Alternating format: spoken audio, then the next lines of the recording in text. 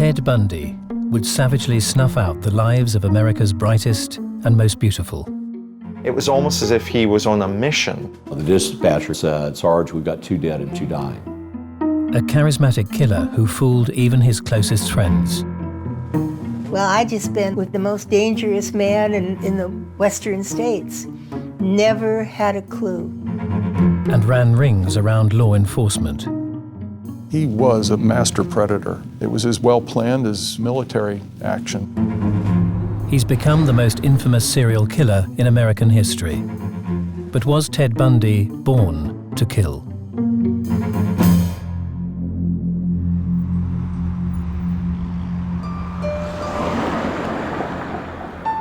Ted Bundy was born Theodore Robert Cowell in 1946 at the Elizabeth Lund Home for Unwed Mothers in Vermont. 22 years old at the time, his mother Louise faced the social stigma of having a child out of wedlock to a mysterious absent father. In order to protect his mother, her parents felt that they could not acknowledge the 3 months that she had spent in the Home for Unwed Mothers in Vermont. So he was raised believing that his grandparents were his parents, his mother was his older sister, and in his life, that had to have been very confusing to him. He didn't know who he was. When Ted was 4, the mother he thought of as his sister took him to Tacoma, Washington, to start a new life. There she married a military cook, Johnny Bundy, who adopted Ted as his own. It was in this environment of half-truths and uncertainty that Ted Bundy grew up.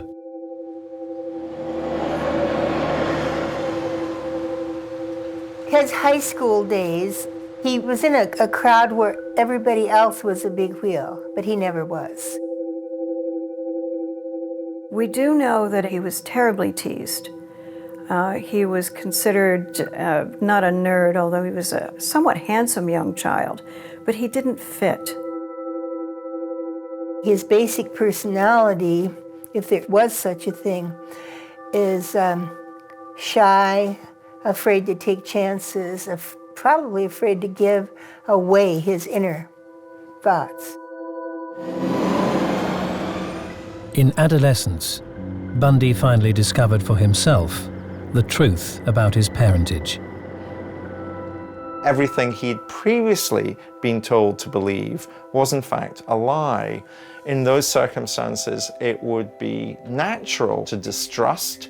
It would be natural to find it very difficult to form lasting attachments to those people who had lied to him. The young Bundy began to get in trouble with the law, committing a number of petty crimes and struggling to hold down a job. But in 1966, he enrolled at the University of Washington in Seattle and suddenly appeared to blossom.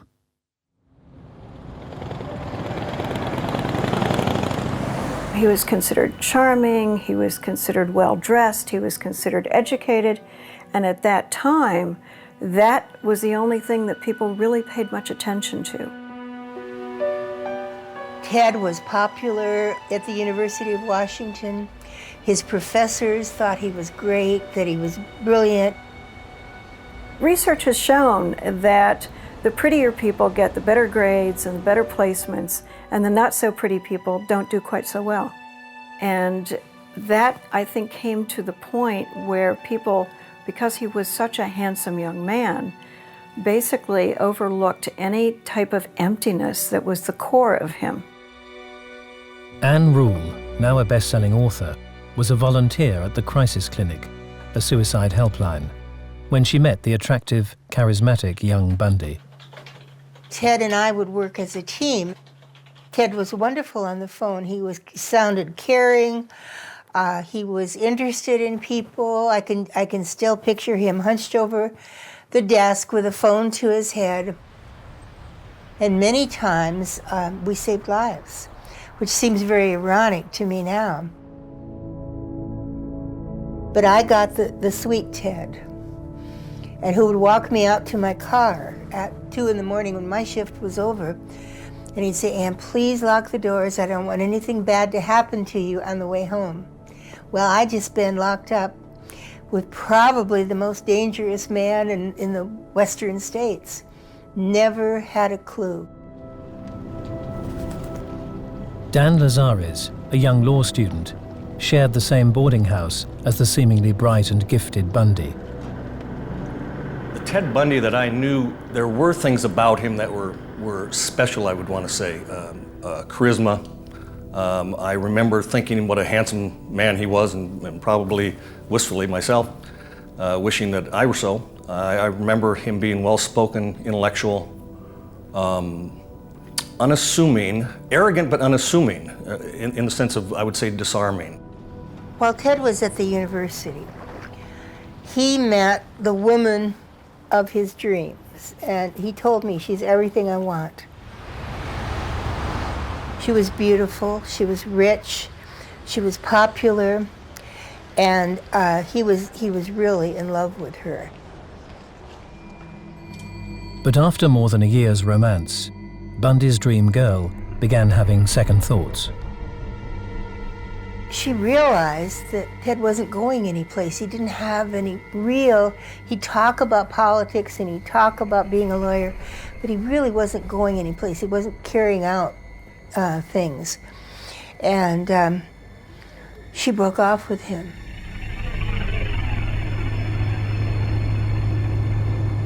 And that just devastated him. That was the catalyst, I always thought. Bundy took that rejection very badly and then went out of his way to find a way of wooing her back. Bundy threw himself into the dynamic world of law and politics, gaining a reputation as a rising star of the Republican Party. All the while, he refused to give up on his dream girl. By early 1974, the now seemingly high-achieving Bundy had won her back so completely, they began talking of marriage. Then, abruptly and unexpectedly, he broke off all contact.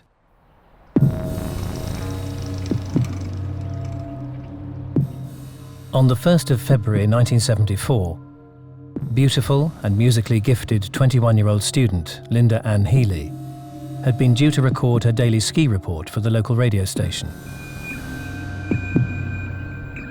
She never arrived, nor did she turn up for classes that day. When she finally failed to show for a family meal, her housemates began to worry. The police were called, and what they discovered was puzzling. She disappeared. Her bed was made, but when they pulled her bed back, there was enough blood staining the mattress and the bedding that someone had to either be dead or seriously injured. She had been in her nightgown because there was blood around the back of her nightgown. He'd taken that off and dressed her. She was just gone. Over the next 6 months, the Seattle police wrestled with the mystifying disappearance of the 21-year-old. Then one after the other, more young female college students began vanishing. 19-year-old Donna Mason was last seen heading to a concert. She never got there. 18-year-old Susan Rancourt disappeared as she walked across Ellensburg, Washington State College campus at night. 22-year-old Roberta Parks vanished from Oregon State University. 22-year-old Brenda Ball disappeared as she left the Flame Tavern in a district of Seattle.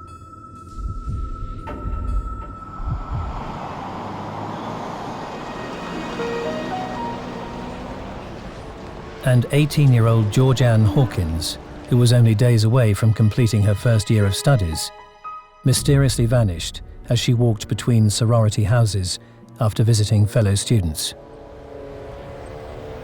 All she had to do was come down 4 houses between that and her house. She never got down. Each victim had centre-parted, long dark hair.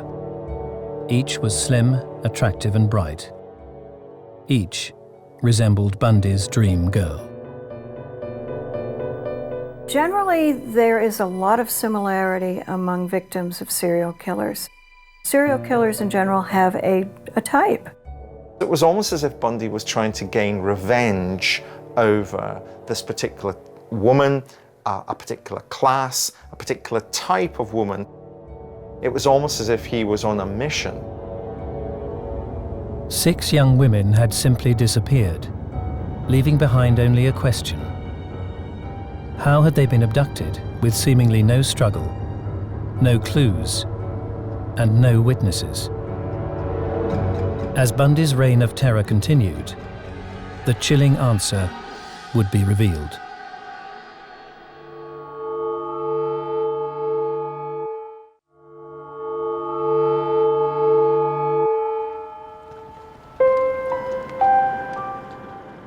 (1974). In and around Washington state, 6 bright, attractive young women had been abducted by serial killer Ted Bundy. The girls had simply disappeared, leaving law enforcement confused and without a clear suspect. How was Bundy kidnapping his victims unnoticed and without a struggle? He knew he had to create access to a suitable victim. But how would he go about being able to convince this woman to come with him in a car, to walk with him some way away from where she might be socializing with her friends? The mystery was about to be revealed. Lake Sammamish State Park was a popular hangout for Seattle's young men and women.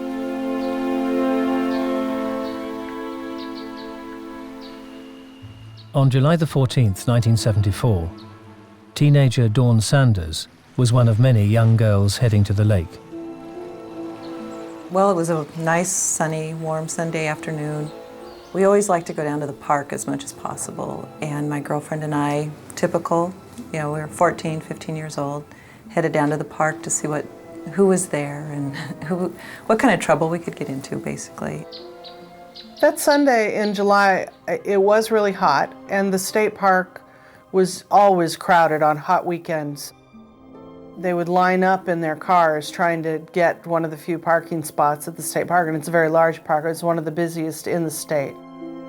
A friend of ours was approached by a young man in a cast. He asked her to help him get something off the roof of his car. The girl was one of several to be approached by a man with what looked like a broken arm. She was 17, beautiful, shoulder-length brown hair, brown eyes. She didn't go with him anywhere, didn't go any further than that. It's likely the man was Bundy, wearing a fake plaster cast. Witnesses saw the same approach made to an attractive lone 23-year-old. Janice was sitting on a towel by herself, and a good-looking man came up to her and asked her if she would help get his canoe off his car. And he said, "It's just up in the parking lot." She said, "Okay," and she went with him.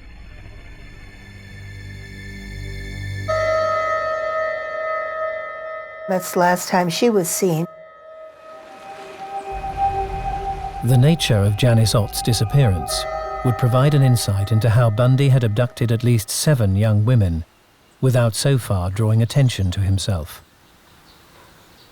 What Bundy did seemed to me to be incredibly clever. He would wear casts on his arms. He'd pretend to be injured in some way and ask for help. Now, of course, what this is doing is simply creating access. Once he has that access, he uses the opportunity that that access gives him to facilitate the kill. But the extraordinary events of the hot July day would not end with the disappearance of Janice Ott. Only hours later, as 40,000 people revelled in the sunshine, Bundy was back and roaming freely amongst them.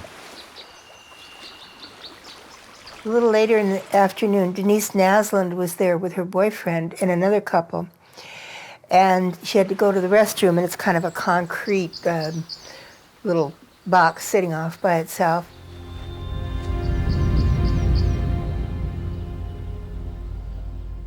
She went, never came back. Bundy had abducted 2 young women from the same busy location on the same day in broad daylight.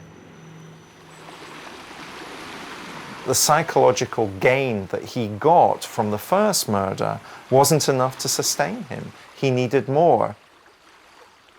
Serial killing starts as a consequence of a fantasy. The fantasy becomes refined over time. So one ultimately wasn't enough. The fantasy demanded that 2 were necessary.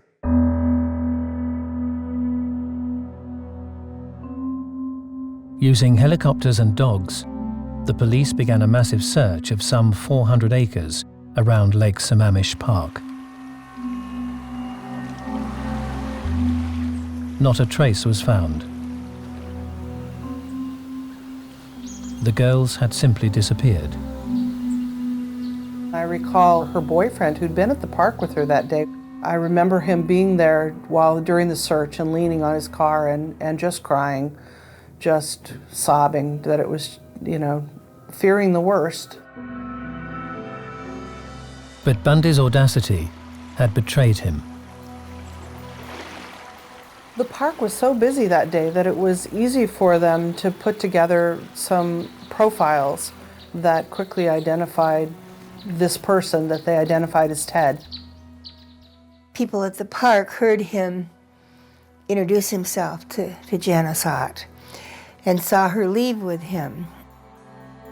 Within that week, they had a composite sketch of the man that they believed who turned out to be Ted Bundy.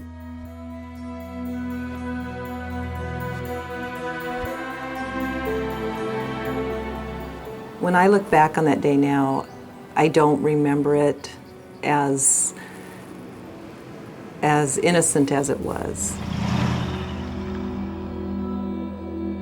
Despite having a name and description for the suspect, no one who knew him would connect the charismatic young Ted Bundy with the man who'd now abducted at least 8 women.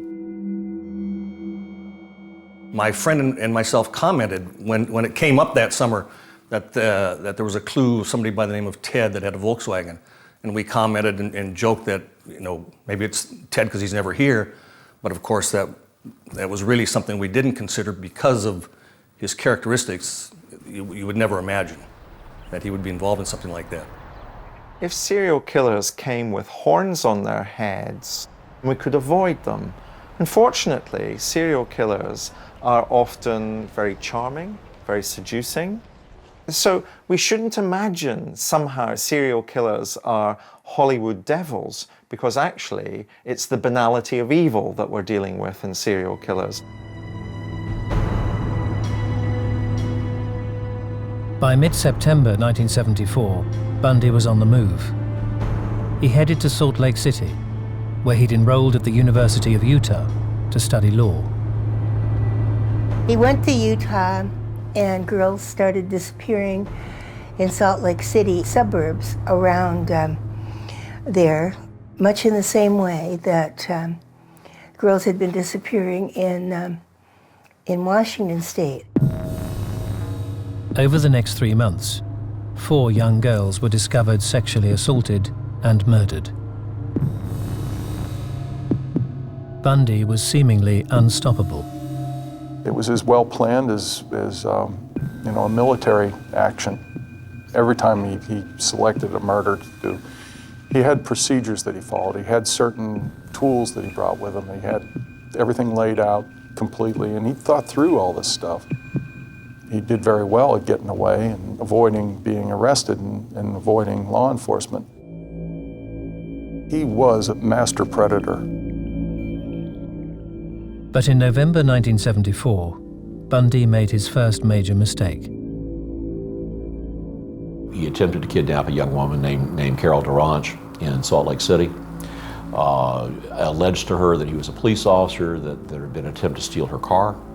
And when they couldn't get into a back door of the mall where he said was the police substation, he took her over to his Volkswagen and attempted to drive away with her. She figured something was happening when he tried to handcuff her, jumped out of the car, of the moving vehicle, and was able to escape. Carol Duranch had escaped, but her attacker was still on the loose. Over the next 7 months, 6 more young women were abducted in Utah and neighboring Colorado. But on August the 16th, Bundy's luck finally ran out. An off-duty Utah State police officer saw him prowling around a neighborhood in the Volkswagen, stopped him. They charged him with possession of burglary tools. Were able to use his photograph in a photographic lineup, and Carol Duranch was able to pick him out. Ted Bundy had been caught. He was charged and convicted of the kidnapping of Carol Duranch and sentenced to between 1 and 15 years. But Ted Bundy was about to pull off an extraordinary feat that would see him free again, to kill at will.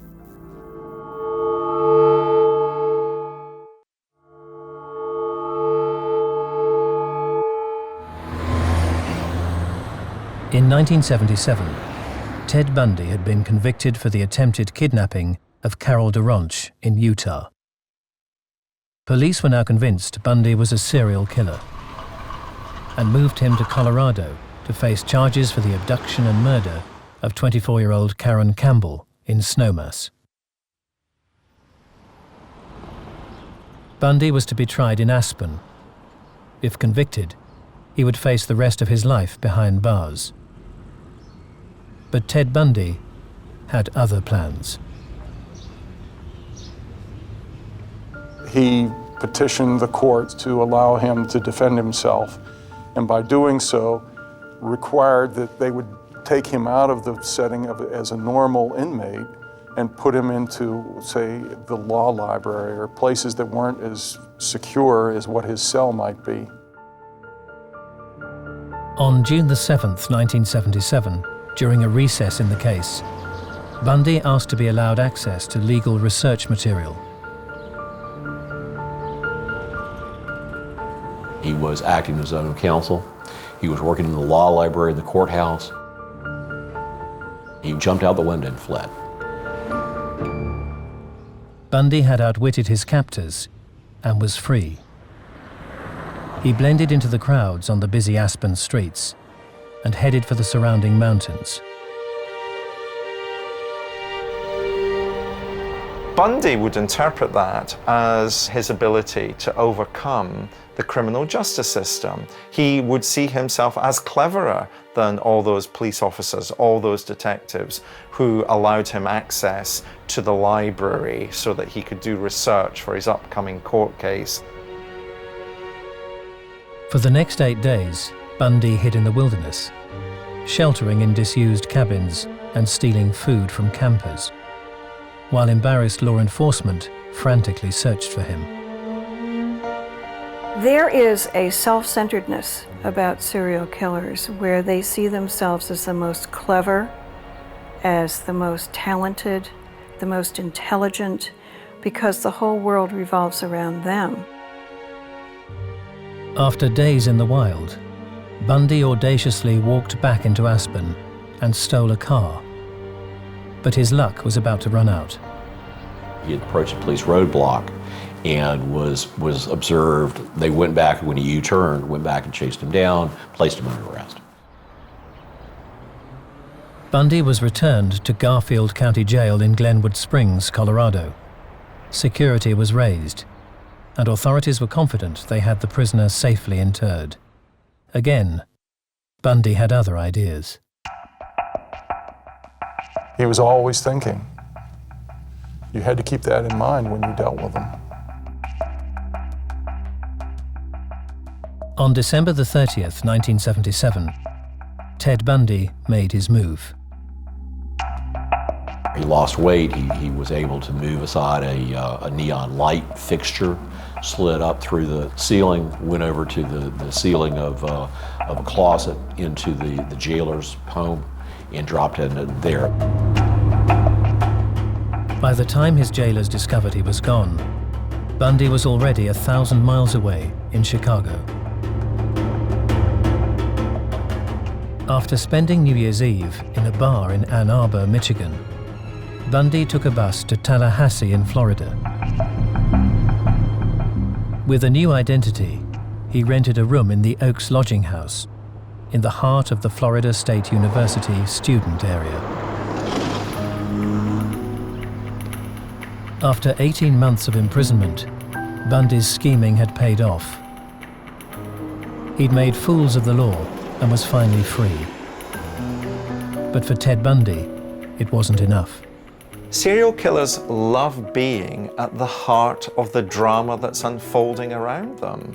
When Bundy moved to Florida, he no longer had the status that he was able to follow vicariously in the print or broadcast media, as he would have been able to do in Utah, in Colorado, or Washington.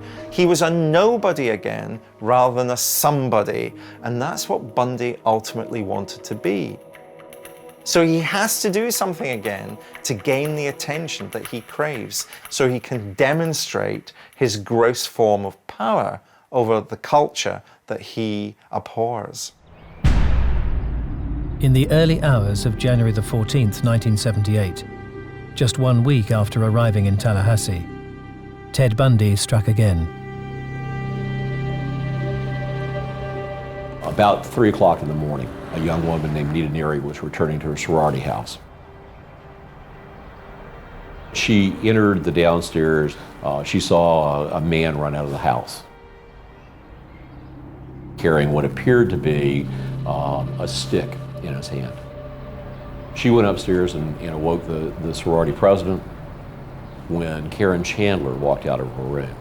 They turned to Karen and said, "Did you see?" and realized that Karen was bleeding. Jim Sewell was a sergeant and assistant to the chief of police when his phone rang that night. The dispatcher called and said, "Sarge, we've got 2 dead and 2 dying." Sewell was the first plainclothed officer on the scene. When I got to the house, upstairs, I went into Bowman's room. Margaret Bowman had been strangled and was dead upon review by our officers. A nylon stocking was tied tightly around Margaret Bowman's neck. She'd been clubbed with a branch, so hard that her skull had been shattered. It was everything you think about a beating victim, what she would say. Across the hall, another victim was discovered. Lisa Levy, she had also been beaten and appeared to be strangled. 20-year-old Lisa Levy was in bed, dead, lying on her side, the covers pulled up over her shoulders. She'd been sexually assaulted with an object. The attack had been savage. Lisa had also been bitten on the breast and on the buttocks. 2 more girls, Karen Chandler and Kathy Kleiner, had also been bludgeoned. They only just survived the brutal attack. All the built-up feelings burst out in a shark frenzy in that sorority house. There was a shark frenzy. The serial murderer doesn't have boundaries, so it's as if a trigger is set off and they become not angry, they become rageful, to the point that when you see the viciousness of the killings that they commit, you're taken aback. You think, well, how could this mild-mannered person do such horrendous things to another person, a human being? It had been just 2 weeks since Bundy had escaped from Colorado.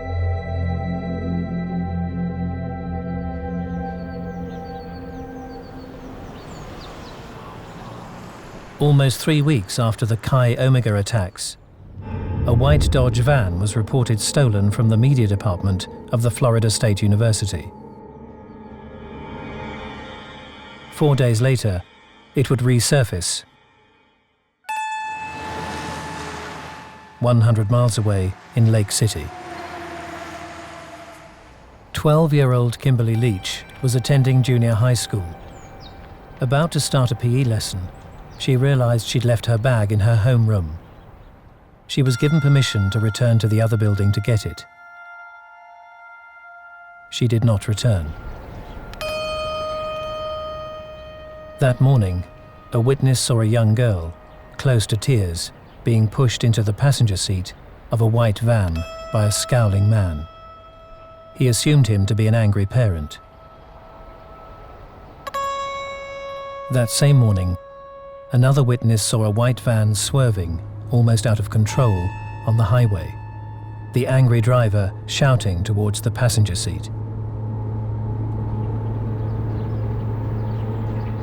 Just days later, the white van that had been stolen from the university in Tallahassee was recovered. Whoever had driven it had driven some 500 or so miles. And we found signs of trauma in there. There were branches and leaves and hair and fiber evidence. A price tag with a $26 figure on it. We think that he went by Green Acres Sporting Goods store and bought a very large knife, which was a hunting knife. And we believe that he used that when he killed Kimberly. It would be 2 months before police officers discovered Kimberly's 12-year-old body dumped in an unused pig pen in woods 25 miles from her home.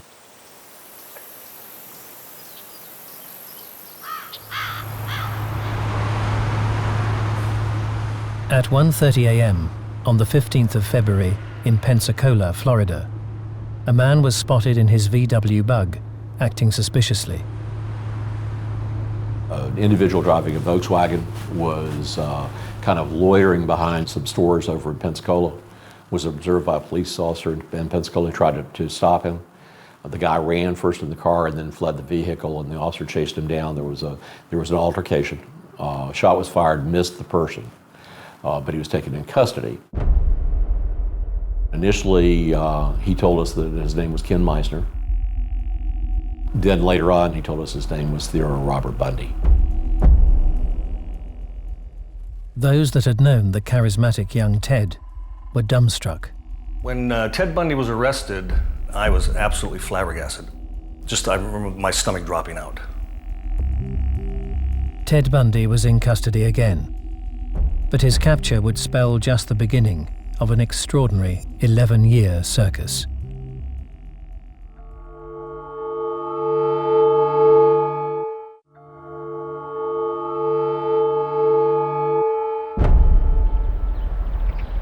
(1979), Florida. Ted Bundy had abducted and murdered dozens of young women across 5 different states and escaped from capture twice. Now he would stand trial.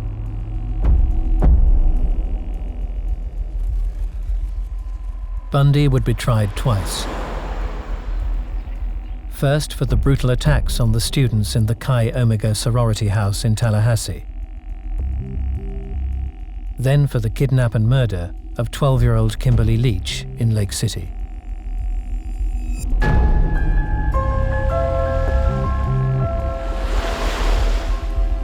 On the 25th of June, Ted Bundy took the stand. Please state your full name for the record. Theodore Robert Bundy. The former law student, against the advice of his counsel, had decided to defend himself. Serial killers are desperate to be at the heart of the story. Defending yourself clearly is going to allow you to draw a great deal of attention to yourself. And Bundy, of course, had this fantasy that he was a very good law student and could have been a good lawyer. This is all part of the fact that serial killers often operate on a surface level. They don't have the depth to commit to a period of studying for a law degree. So it's all surface, it's all froth, it's all fantasy. But by engaging in that fantasy, by defending himself, he's at the heart of things. You say you knew Theodore Robert Bundy on August 16, 1975? What we have to prove in a criminal case in the United States is, in essence, guilt to beyond and to the exclusion of a reasonable doubt. He thought he could create this serious doubt and that he would be found not guilty. He was very sure of himself. He asked very good questions. But he didn't learn the first lesson in law school. The first lesson you learn in law school is never represent yourself. Defending himself, Bundy chose to cross-examine vulnerable witnesses and victims, a tactic that forever damaged his image in the eyes of the jury. In the adversarial world of the courtroom, his lack of knowledge, his inability to defend himself because he's guilty, is going to be laid bare. So this is really one of the miscalculations, it seems to me, that Bundy makes. Don't shake your finger at me, young man. Don't shake your finger at me, young man. During the trial, two events would seal his fate. Carol Durant positively identified Bundy as the man who tried to kidnap her from the shopping mall in Utah. Most damning of all would be the bite marks recovered from the body of Lisa Levy. Anne Rule attended the trial. She still found it hard to believe the friend she'd once worked side by side with on a suicide helpline could possibly be a savage serial killer. The afternoon testimony came from Dr. Richard Souveron, who is a forensic dentist. He testified that Ted had bitten two of the Chi Omegas and left teeth marks in the breasts and buttocks of one of the dead girls. Our teeth are almost as good at identifying us as our fingerprints. And Dr. Souveron was explaining where all these marks and how they matched exactly with Ted's. He had very unusual teeth.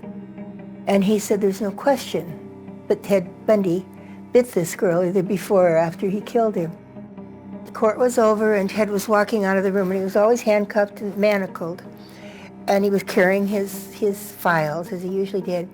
And he looked at me and he went, like, I didn't do it. I have no part of this, but I knew he did do it. I went down the hall and threw up because I had to accept it at that point. Theodore Robert Bundy was found guilty beyond reasonable doubt. Ted Bundy's fate is now in the hands of Judge Edward Cowart. The judge will announce this afternoon whether he will send the former law student to the electric chair. Yesterday, the jury heard Bundy's mother ask that her son be spared, but the state reminded the jury of the victims. How nice it would have been if Lisa Levy and Margaret Bowman's mother could have been there on the morning of January 15th of 1978 and asked for mercy for them. Bundy was sentenced to death by electrocution. But the conviction would be just the beginning of years of schemes and appeals as Bundy's celebrity grew on death row. When he would talk to you, you'd have one face that would be looking at you, but you always felt like there was a game going on. Law enforcement had lists of missing girls that they and their families wanted information on. But all the while, Bundy continued to plead his innocence. The serial murderer doesn't necessarily want anything more than to demonstrate that he is the most valuable individual at that point in time. Getting them all wound up, getting them to the point where they're frenetic about getting him to confess to his crimes. But all the time, he is in total control of his world. And that's basically what it is, total control of the world. Only when facing almost certain execution, after 11 years on death row, did Bundy finally start to confess. He lied to his family about it.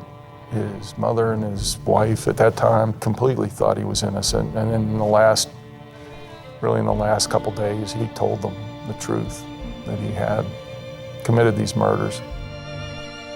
It wasn't a big humanitarian effort on his part.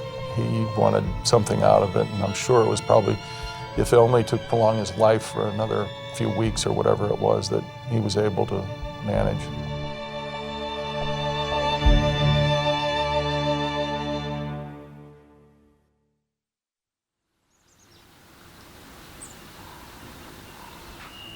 Just days before he was to be executed, Ted Bundy began admitting the hideous murders of at least 36 young girls across America.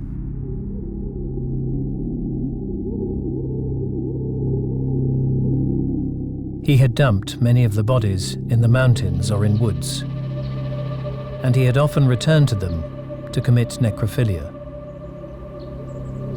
He had sometimes brought the heads home.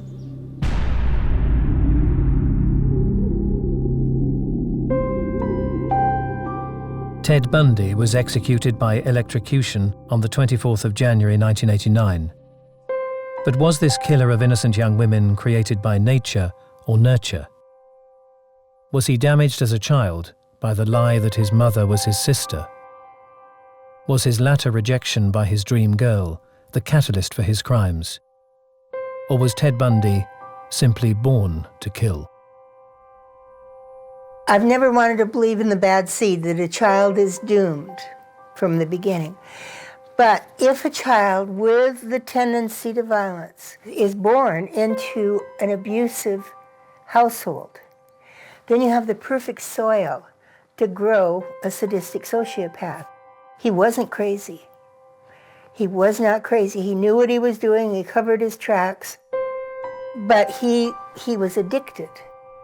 There seems to be some indication that even when he was a child, he had no real close emotional attachment to anyone.